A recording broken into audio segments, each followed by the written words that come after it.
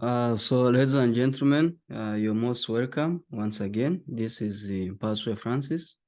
So today we're going to look at something very important, that is to say absolute function.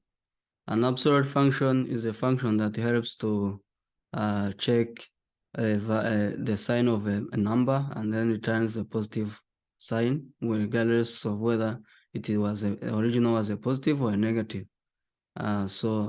In the absolute value, it is always going to be a positive value. So in this case, I have the sample numbers. I have 12, I have negative 12, I have negative 56. So I'm going to calculate the absolute value here.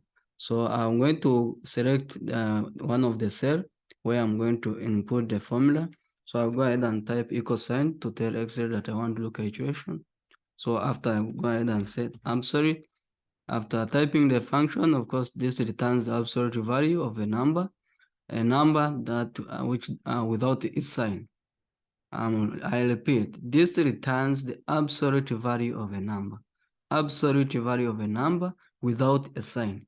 So without a sign meaning that it's going to be a positive, not a negative. So after that, I want you to select the number. So I'm going to select the number, which is 12. Go ahead and close the bracket and then press enter.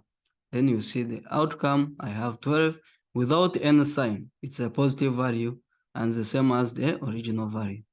If I want to get for this, I go ahead and type equal sign. Then I say absolute. Open the bracket and then choose the number, which is C10, and then close the bracket and type enter.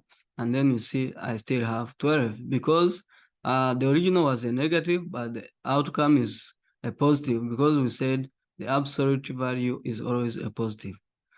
For this, go ahead and also type absolute function, and then open the bracket and then put the number, that's C11, close the bracket and press enter.